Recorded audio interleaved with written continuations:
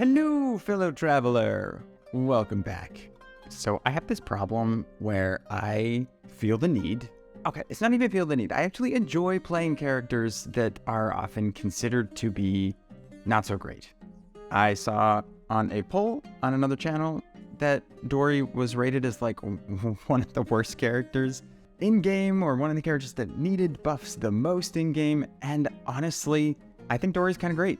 So I want to talk about Dori today, in particular with this new weapon, the Mailed Flower, because I feel like it's a great weapon on her. And yeah, let's get into it. I think the main reason people don't love Dori is because this character exists. And Kuki honestly does pretty much everything Dori can do, but slightly better. Dori has like a couple perks, but overall, Kuki is probably going to be the better option for Hyperblooms, which is how I run Dori. And Raiden Shogun. If you happen to have Raiden Shogun, she is also excellent. So part of why Kuki is so great is she uses her skill for her main application of Electro, whereas Dori requires a pretty heavy cost burst. So it's just a lot easier, more consistent to get Hyperblooms out of Kuki, but I still think it's fairly easy for Dori, so, you know, whatever. I also think it's easier to build Kuki with Elemental Mastery. So you'll see I've got 836 EM, and that is using this Flower of Paradise Lost artifact set, and I have EM, EM, EM. Speaking of my bad habits, I also tend to play characters with weapons that look good on them, as long as the weapon's like pretty decent. So I recognize this is not her best in slot, but it looks so good. But okay, so how did I build Dori? I actually have Dori on a Thundering Fury set. I want to switch her over to the Flowers of Paradise Lost set because I do think overall the main purpose I'm using her for is going to get more out of that. But even still, Thundering Fury does get me some good Hyperbloom damage increases, and you know, it works. It's good.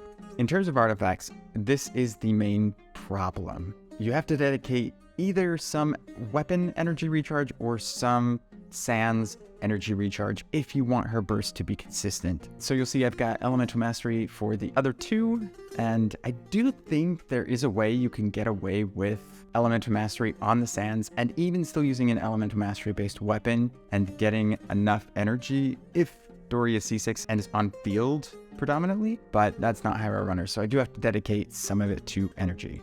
As for weapons, I have tried Dori out with the Rain Slasher. This is what I was running her with before Mailed Flower came out. I honestly think that Hoyoverse intended Sacrificial Greatsword to be her weapon of choice. I mean, first of all, tell me that this is not perfect on Dori. This is like the most perfect weapon you could imagine. If it's the color scheme, it's just amazing. And what's great about Sacrificial Greatsword is you also get that chance to reset your elemental skill. And on Dori, that is great, and it perfectly synergizes with one of her talents. So if you look at this one, when the Troubleshooter Shots, which is her skill, or After Sales Service Rounds, which come from her skill once it hits something, Dori will restore 5 elemental energy for every 100% energy recharge she possesses. Per Spirit Wording Lamp, blah blah blah.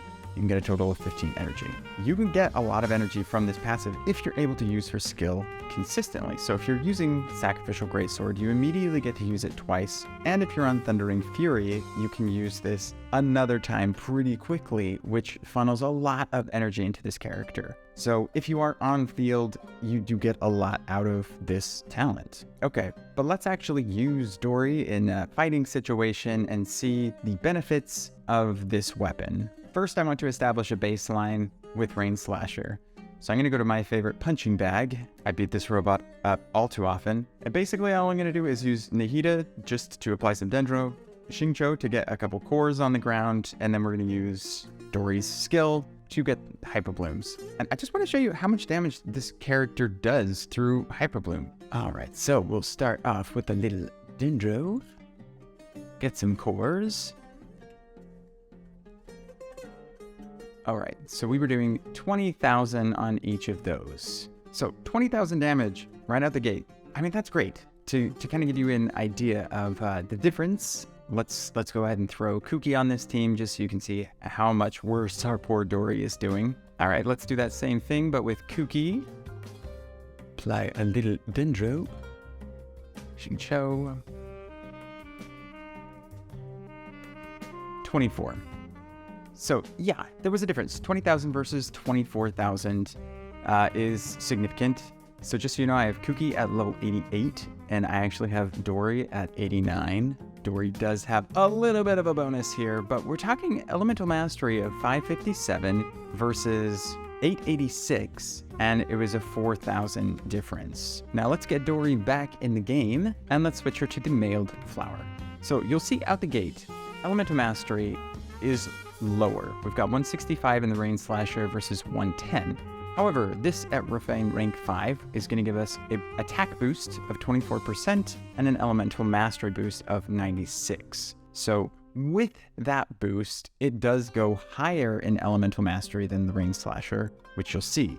And when this first came out, I was super curious. It says within 8 seconds after the character's elemental skill hits an opponent or triggers a reaction, they get these boosts. And I was trying to figure out, would the boost actually happen from Dori's skill? Right when it hits those blooms and turns into Hyperblooms, is it going to give her this boost immediately, or is it going to hit once, then give her the boost, so the next time she does her Hyperblooms, it goes up? And luckily for me, and anyone else that loves Dori, it does seem to work right out the gate. Alright, nothing has changed about this character except the weapon, so I haven't changed any artifacts around. Little Dendro. And that went up 21. So is 21 that big a boost? No, but that adds up over time. I mean, every time you're hitting those Hyperblooms, if 1,000 more damage is happening to your opponent, that's a benefit. So to give you an idea of what Dori looks like on a team, this is the team I personally use her on with Al-Haytham at the top, Xingqiu and Nahida. You'll see that you still trigger a lot of cores. Now, there is a degree of circle impact that happens with Dori. You can't be too far away from her burst, otherwise you'll lose the connection. But I just want to show you how well this team can do with Dori. The Temple of Wisdom! Rain Cutter! Huh? Magic Laugh! Scatter!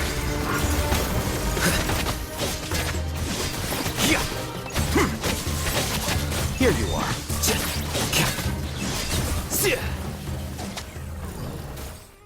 Just to give you an idea of what everyone else on the team looks like, I have an level 89 Al-Haytham, 562 EM with 5128 crit rate crit damage, Iron Sting, and he's not even on his most optimized artifact set. I had to go two-piece, because that's what I've got.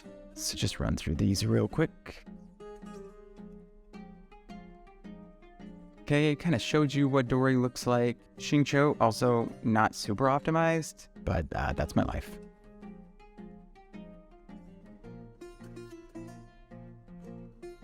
And Nahida only at 648 EM, and you're gonna see why.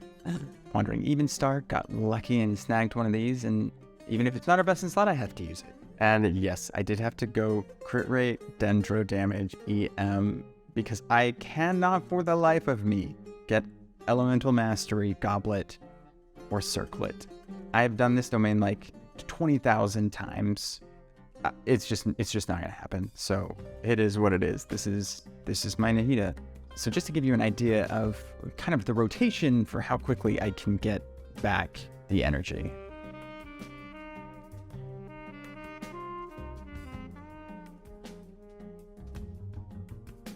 So not too bad. Just one skill. I could have double skilled on Xingqiu if I needed to, but it is what it is. So I don't find the energy requirements honestly to be that horrifically bad to use Dori. So one of the ways I see a lot of people build Dori is to go HP. They stack HP for her healing. She already gets HP herself, so you'll see I didn't go very much with HP. You know, I got a 14% here, 5% here, 9% here, so a couple rolls into HP, but overall not that much, and her healing is just fine. I don't have any issues with her healing. Yes, it is tied to her burst. That's annoying, particularly for your other characters who are not going to be tethered to that burst, so I do have to be a little careful. That's actually partially why I chose Xingqiu, so that I could get some additional healing if needed. I just think it's a fun team. And the other reason why I like Dori over Kuki on my teams, I just hate playing with a character that has no health. It's just the stress of this character of having 0 health all the time. It's too much. So just to give you an idea of how much individual damage Dori is doing, I'm going to do this boss fight again, and I won't use Alhaitham. I'm just going to use the other 3 characters with Dori on field, so I don't even have C6, so I'm going to get less electro applied, fewer chances to use the skill. It just shows that she's doing a ton of damage. So for a character that people are saying is one of the worst in the game, her damage, particularly because Hyperbloom is so broken, is amazing. Committed to memory, sharing my knowledge. Witness the power of Gugwa. Rain outlaw. Let's sweeten the deal. Warren,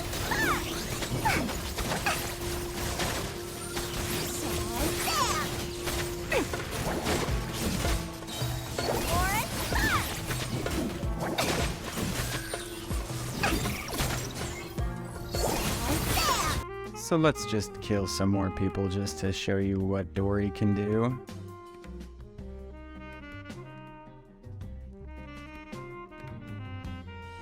Now, to be fair, you can't discount Nahida's damage at times like this. But still,